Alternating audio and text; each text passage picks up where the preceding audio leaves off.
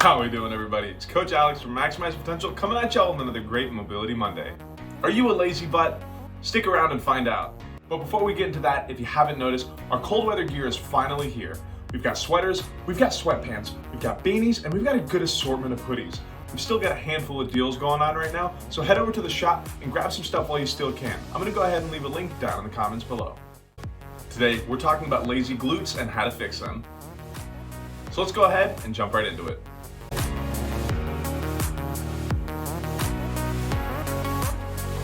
So today, we're talking about Dormant Butt Syndrome, aka Lazy Glutes. And yes, before you start Googling, that is the actual term for it.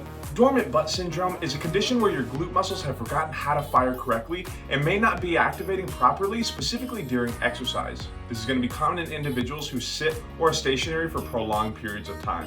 We have to remember that the body does exactly what we tell it to do. In the example of lazy glutes, we sit for long periods of time. Now, while sitting, we place our hip flexors in a chronically shortened position, so the body's going to adapt. Since it notices that we do this on a daily basis, it's going to tighten the hip flexors so it doesn't have to work so hard to shorten them. In addition, our glutes are going to become inactive in their stretched state, which causes the glutes to become weak. This can often lead to hip pain, lower back pain, hamstring injuries, and even knee injuries that could possibly lead to surgery. It's important to make sure that we keep everything stretched and strengthened, so this way whenever we do exercise, the muscles and joints around them aren't having to absorb all of the strain.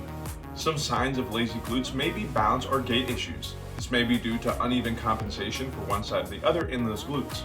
Now, in mild cases, a numbness or even soreness in the glutes is common. But a quick recirculation of blood flow, such as walking around or some light stretching, can bring them back to life fairly quickly. In some more serious cases, the symptoms of Dormant Butt Syndrome can actually cause some pain and stiffness in one or both of the hips. If worsened, this continues to affect the lower back, the knees, and may shoot down the leg, very similar to the way that sciatica feels. So today, I'm going to give us a very simple roll, stretch, and strengthen combo that we can get into to knock this out in no time. Let's head on over to the gym floor and jump right into it. All right, so we're going to start by releasing the psoas muscle. Now, the psoas is going to be a deep hip flexor muscle that a lot of us neglect. Now, one of the few ways that we can get into it is going to be with, I call this our Sawasonator. This is going to be a really thick PVC pipe. Took a slit into a tennis ball and go ahead and cap that onto the top. We can do the very same with a foam roller and a lacrosse ball if we don't have these over at home. So I'm going to go ahead and place this over on a stair, just something that I can kind of hold this up against. Now, the way that we're going to find the psoas, as I mentioned, it is a little tricky to find. Now, the ASIS, which is going to be that front portion of the hip right over here, and then the belly button, both of our thumbs are going to locate that point. Now, we're going to meet right in between, right in the middle. Now, everybody's physiology is different, so make sure to check around a couple of other places, maybe just above, maybe just below this area. So, we're going to go ahead and pinpoint that area. Now, you're going to kick that same side foot back. You want to take a good inhale, and on that exhale, kind of relax and fall into that. Now, you should feel a pretty good, I don't want to call it tightness, I don't necessarily want to call it nauseating, but it's one of the only ways that I can describe it. You should feel a slight nauseating feeling deep within this core. No, we're not on any organs, but I won't lie to you, it's not going to feel super great. So, as I mentioned, this is a very neglected area, and for a lot of us, we may not even know that it's tight, but I promise the second that we get on this, you'll know pretty immediately. So we're gonna go ahead and hold this here pretty pinpoint. If we wanna do some small circles here to kind of relax into it or kind of coax it into a more relaxed state, we can, but I don't really like being on this for any more than about a minute or so. So once we reach about 60 seconds, we're gonna go ahead, hit the other side. Same thing, find that thumb on the ASIS, thumb on the belly button, right in between. Find that spot, and we're kicking that same side foot back. Good inhale and exhale and fall into it. Everything we do to one side, got to do to the other. So as I mentioned, about 60 seconds on this side. All right, so onto the accommodating stretch here.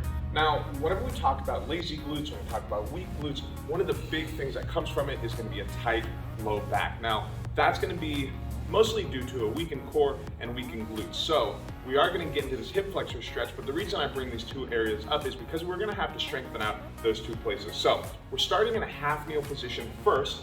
This front knee is going to be directly over top this ankle. This back knee is going to be directly below this hip.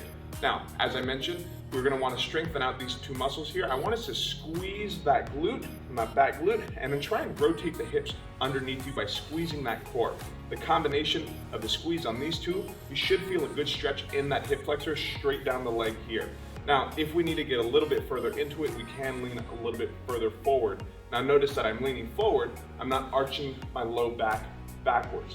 I don't want any tension in this low back, so if we want a little bit more stretch in that hip flexor, we can push that knee slightly forward so we feel that good stretch into this hip flexor.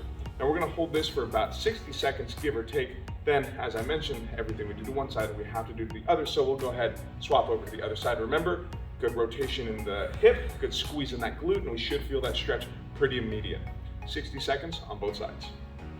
All right, so now onto the strength portion.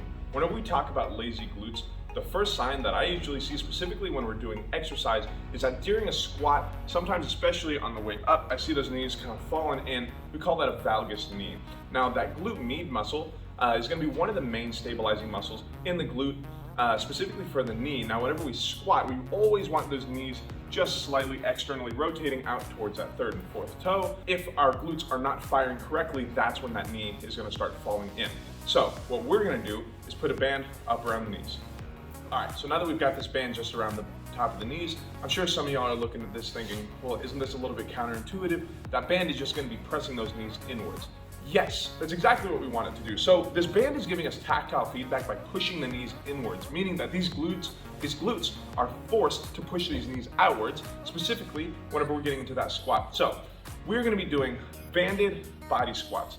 Now remember with the squat, those hips are pushing straight back, and that band is gonna give us a little bit of tactile feedback. Now notice that my knees are pushing outwards, my glutes are nice and squeezed. So the entire time, as that band is pushing my knees in, I'm pushing up against it the entire time, making sure that I have even squeeze throughout the glutes the entire time. So we're gonna wanna do about 3 sets of about 15 here, getting nice and comfortable with this band. As we progress through this, we can get into heavier bands, or we can go slightly weighted with a goblet squat, holding that dumbbell out in front of us. But anyway, y'all, that's about all I got for us today. I hope we learned something new. Like I mentioned earlier, y'all, our cold weather gear is here, so make sure to grab some while those deals are still on. Remember, there's a link down in the comments below. But remember, y'all, this is always a conversation, so don't forget to leave a like, comment down below, share this video if you can. It really helps us out a lot. Let me know anything that we learned, any questions that we may have, or suggestions for future content that you want to see. But other than that, I'm Coach Alex. Y'all be good, drink some water, and I will see y'all